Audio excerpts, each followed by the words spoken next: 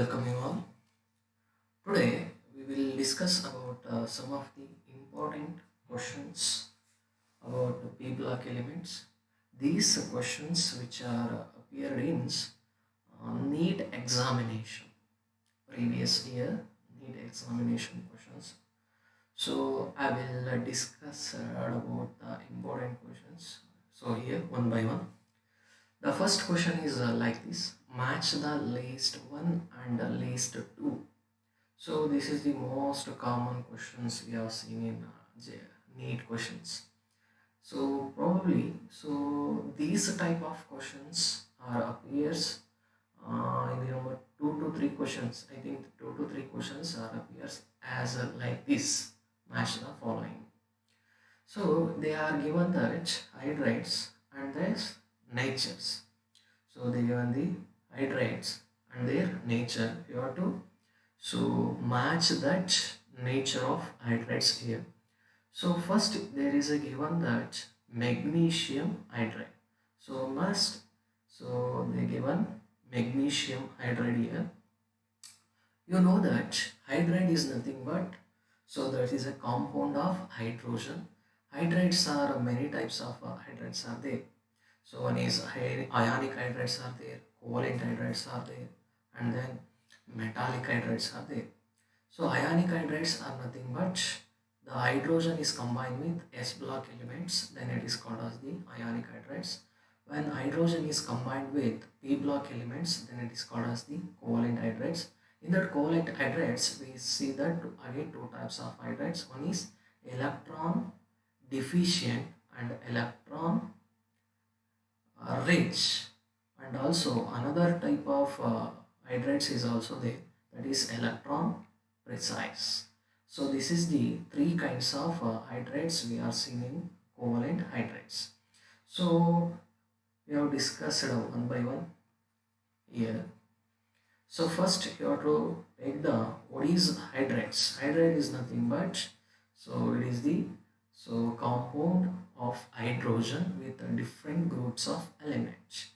When you take ionic hydride here, ionic hydride is nothing but the compound is formed by reaction between hydrogen and S block elements. S block elements, usually sodium hydride, calcium hydride, and then magnesium hydride. So these are all belongs to the ionic hydride. So there is a first hydride is magnesium hydride. Magnesium is nothing but it is a S block element is combined with hydrogen means so magnesium hydride is nothing but ionic hydride.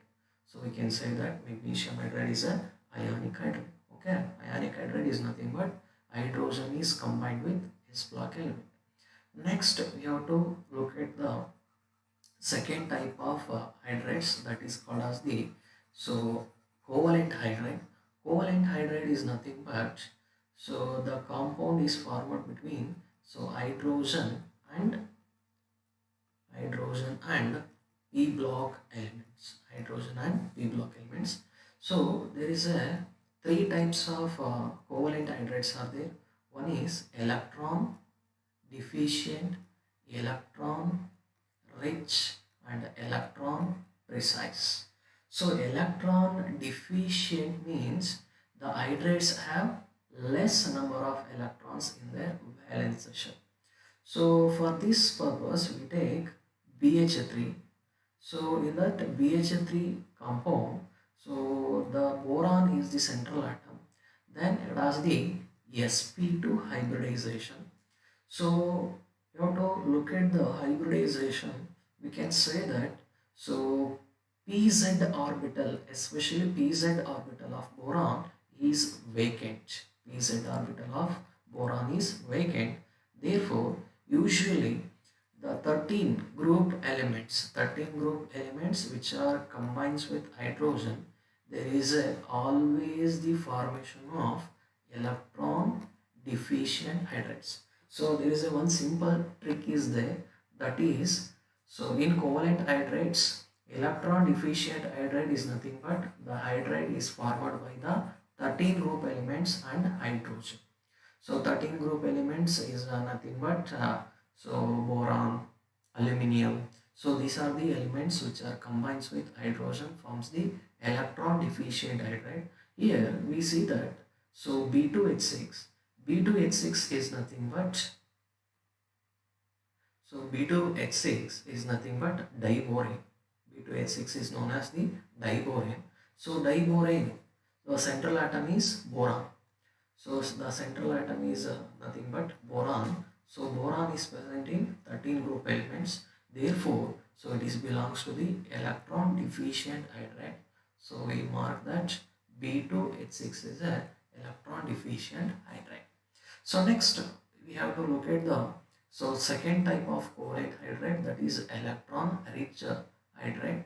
Electron rich hydride is nothing but when hydrogen is combined with so 15 group elements, 16 group elements, okay, and also 17 group elements.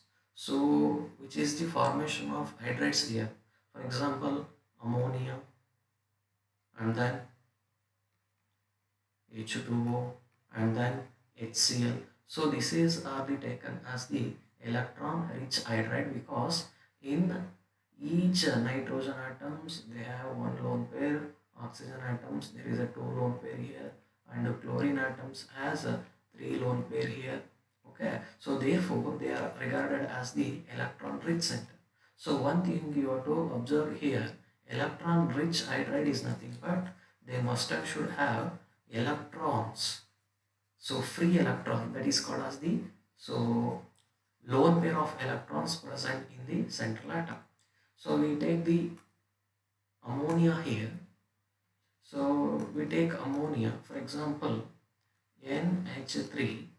So nitrogen has one lone pair.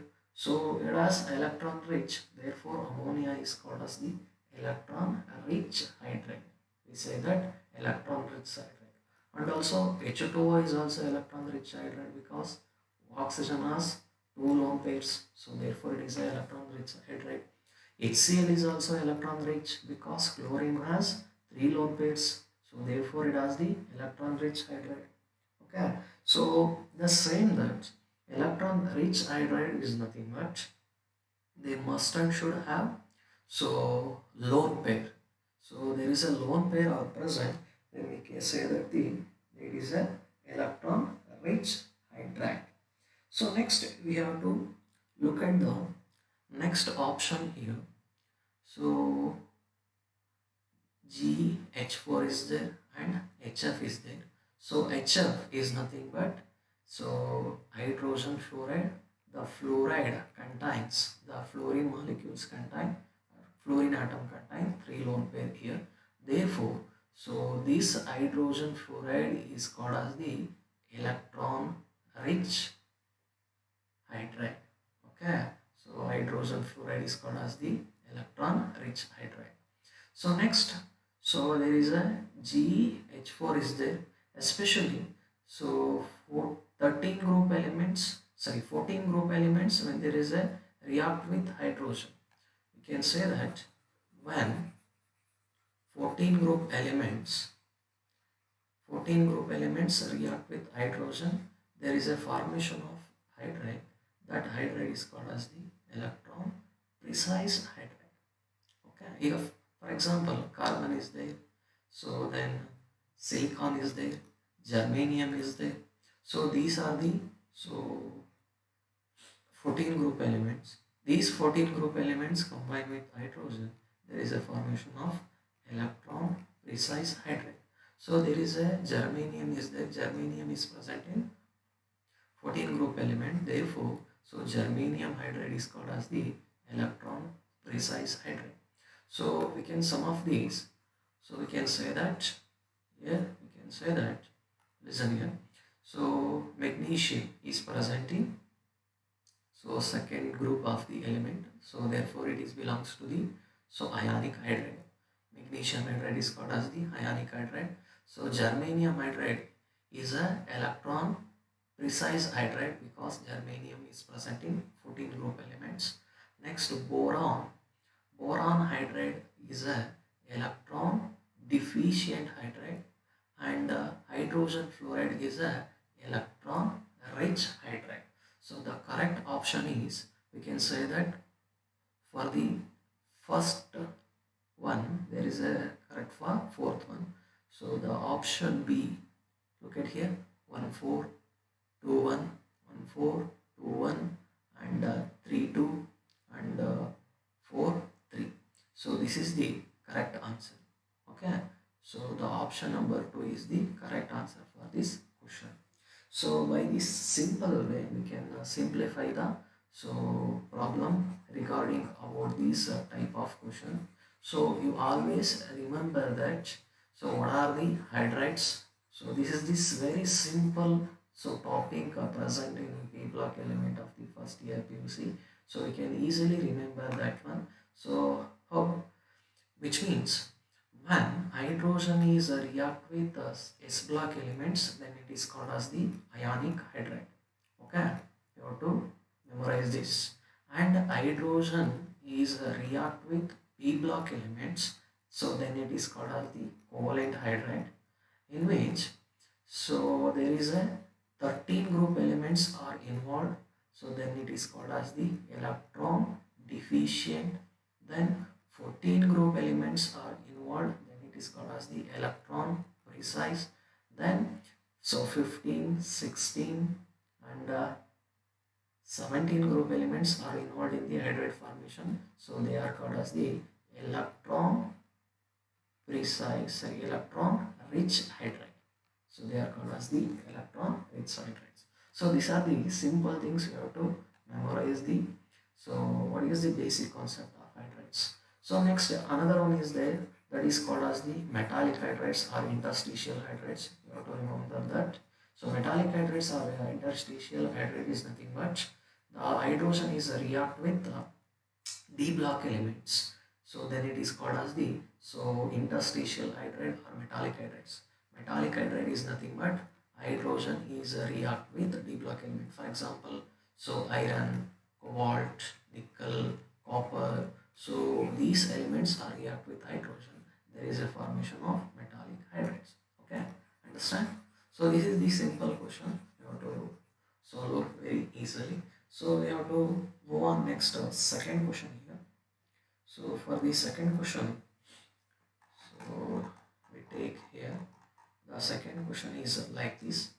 So they given that choose the correct statement.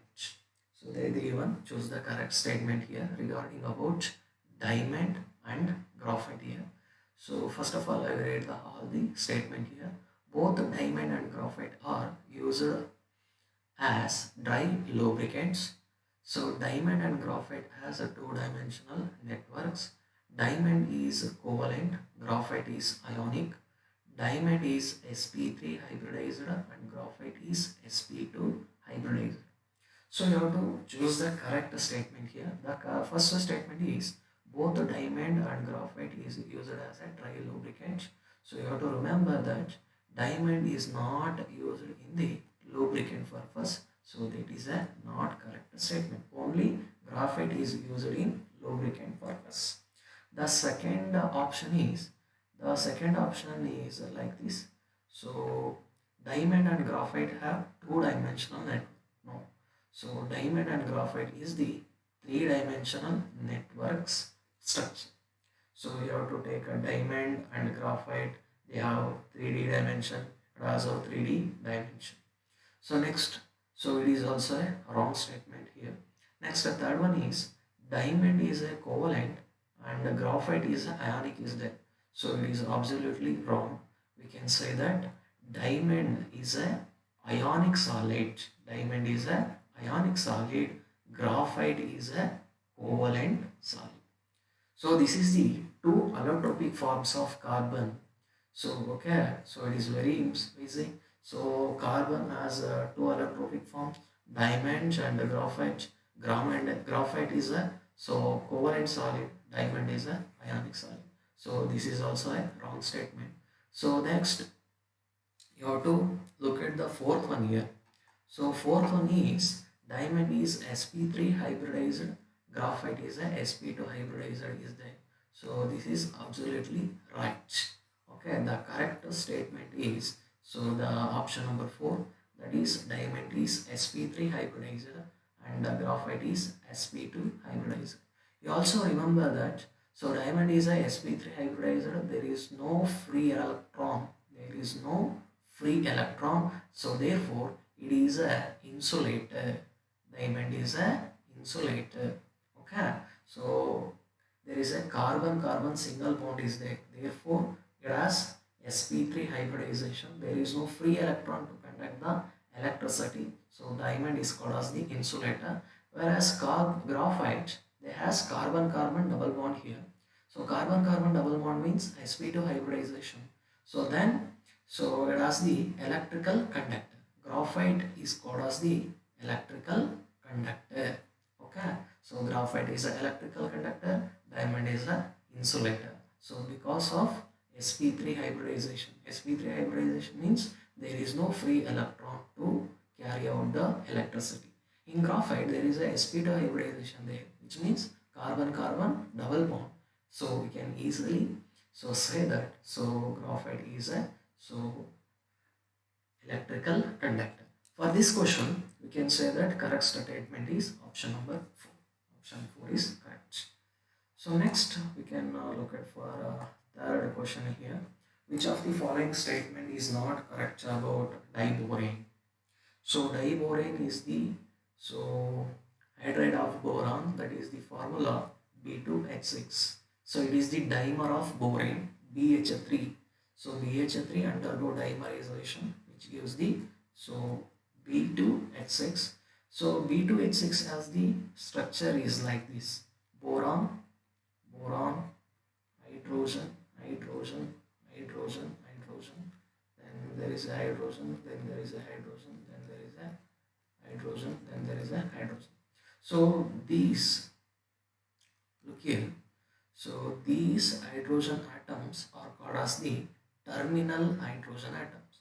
So there is a 4 terminal hydrogen atoms are there. Then we have 2 bridged hydrogen atoms are there. So there is 2 bridged hydrogen atoms is there. So this bond, so this bond and this bond is called as the 3-centered 2 electron bond. So these 2 bonds are called as this one and also this one. So we can say that 3-centered 2 electron bond means there is a 3 atoms are involved, only 2 electrons are involved in the bond formation. Okay, so therefore it is called as the 3-centered 2 electron bond. It is called as the 3-centered so 4 electron bond, 3-centered 4 electron bond. Okay, terminal bonds are called as the 3-centered 4 electron bonds. So this is the so idea about the structure of diborane, and also you have to observe that so these 2 boron atoms are in the same plane, are lies in same plane. So okay, look at the statement here. The first statement is both the boron atoms are sp2 hybridized. So if you look at the hybridization of each boron, so there is a sp3 hybridization. So we can say that there is a sp3 hybridization. So this boron is undergo sp3 hybridization. So it is not a correct. So answer for this question is option number A. So you have to look at the remaining option is there. So why they are correct? You have to look at the reason why they are correct. The option B is there is a 3-center 2 electron bond, and already say that there is a 3-center 2 electron bond is there. So there is a 2 bonds are there. So for this kind there is a 2 bonds is there. So we can say that there are 3-center 2 electron bond. So next third option is the 4 terminal BH bonds are 2-center 2 electron bonds. Okay, so we can say that, so sorry, we can say that 2-center 2 electron bond. So these 4 terminal hydrogen it is called as the 2-center 2 electron bond. Okay, there is a two center is there. Okay, so one is center, another one is center. So this is called two center. It is also called two center. It is also called two center. This is also called two center. So for this, you can say that. So for confusions, I will clear that confusions. Okay, 1 minute. So for diboron structure, we can say that three center, two center is very important. Okay, so boron, boron, hydrogen, hydrogen, then hydrogen, then hydrogen is there, hydrogen is there, hydrogen is there, hydrogen is there. So for this, so we take, so this is the terminal bond, terminal bond, terminal bond, terminal bond. So these terminal bonds are two electron, two center bond.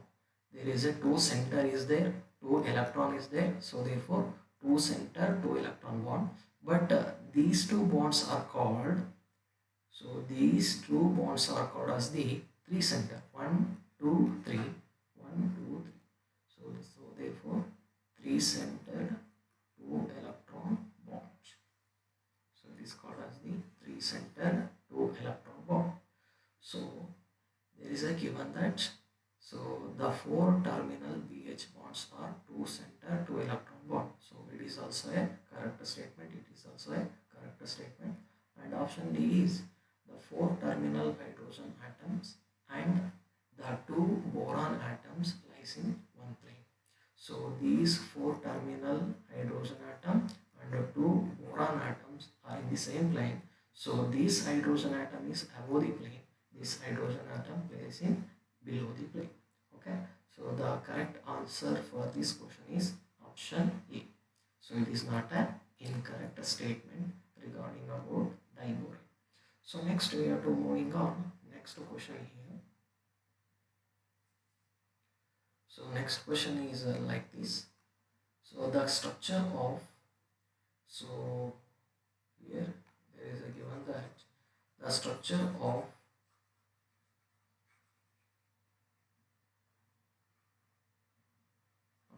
the structure of beryllium chloride in solid state and vapor state. So you have to take the structure of beryllium chloride. The formula is BeCl2. So there is a beryllium chloride can exist in both solid form and also gaseous form, and means vapor state. So in solid form, so beryllium dichloride exists in chain-like structure. It is existing chain-like structure, which means so beryllium, chlorine, chlorine, beryllium, then chlorine, chlorine. So this is the continue like this. For this it also continues like this. So this called as the chain like structure. So okay, solid form they have chain like. In vapor state, beryllium is the dimerized form. So in solid state, beryllium chloride is in the, so which is like this, chlorine, beryllium, chlorine, chlorine, and then beryllium, then chlorine. So it is called as the dimerized form of, so beryllium chloride. Okay, so this is called as the dimerized form of beryllium chloride.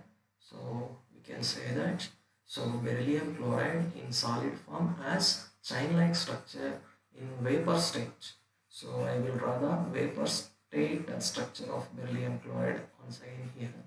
The vapor state structure is like this: chlorine, beryllium, chlorine, chlorine, then beryllium, then chlorine. So this is called as the dimerized form. So dimer is existing vapor state. So the correct option is like this. So chain in both. So it is a wrong answer. So next, chain and dimer respectively. Yes, it is the right. So they are not linear. They are not both linear, and in a solid it is not a dimer. In vapor it is not a linear. So the correct option is option number B. So the correct option is, in solid state it has a chain-like structure, in vapor state it has dimer in nature. So next we have to move on next question here. The next question is like this.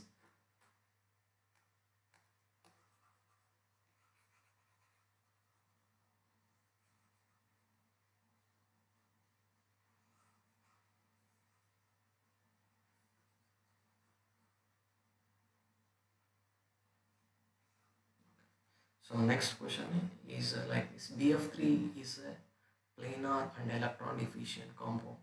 Hybridization and number of electrons around the central atom respectively. So there is a given that BF3 molecule, boron trifluoride. So we have to calculate the hybridization of boron trifluoride. So the central atom is boron. So the atomic number is 5. Electronic configuration is 1s2, 2s2, 2p1.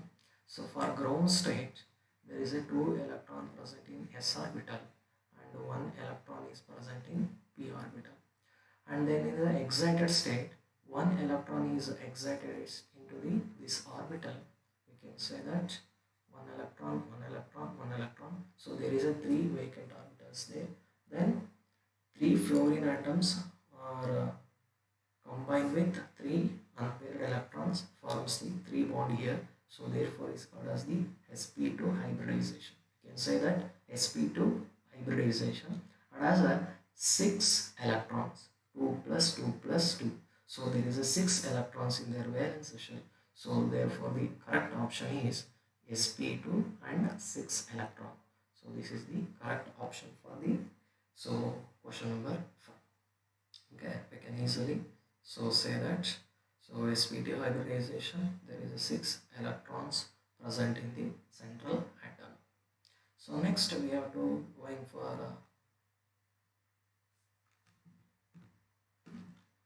next question. The next question is like this. So it is a very tricky question here. So it is also one of the important question also. So they given that. So identify the character statements from the following. So there is a 4 statements are there. So you have to find out the which are the 2 character statements. Okay. So we can look at the statement one by one here. The first statement is CO2. CO2. They will given CO2, carbon dioxide, which is in the gaseous state, is used as a refrigerator for ice cream and frozen foods. So it is not a correct statement. The solid state of carbon dioxide is called as the dry ice. So you have to observe one important thing is solid form of carbon dioxide is called as dry ice. That dry ice is used as a refrigerant for ice cream and frozen food. So in the form of gaseous, the given solid means it is a correct one. So there is a given gaseous statements. So there is a wrong statement. The second statement is given that the structure of C60 contains so 12 6 carbon ring and 25 carbon rings. So they given that. So it is a allotropy form of carbon 60. So carbon 60 means carbon 60 means you have to remember that in carbon 60 there is a 26 member rings are there. 26 member rings are there. And you have to also observe that 12 5 member ring. You have to observe carefully. So 26 member ring and 12 5 member rings are present in carbon 60. So they given the carbon 60 contains 12 6 member. Okay, so it is also a wrong. It is also a wrong. It is also a wrong. Next option 3 is nothing but ZSM5, a type of zeolite is used to convert alcohols into gasoline. Yes, it is very important. So ZSM5 is called as the zeolite which act as the catalyst. They are easily converts alcohols into gasolines. So alcohols are easily converted into gasolines in presence of ZSM5. that idea. So next you have to look at the option number 4 is CO is a colorless and odorless gas. Of course, carbon monoxide is a colorless and also odorless. The correct option for this question is option D. That is, so option, so D is correct, which means the given statement, the third statement and fourth statement are correct. Okay. So this is the some of the important questions about P block elements. So please follow my channel for further updates regarding about JEE and the NEET questions. You have to comment the um, what are the doubts you have regarding about this chapter or remaining chapter. So what are the doubts you have included? Please tell me. I will, as possible, I will solve that doubts. Okay. So thank you. Please support.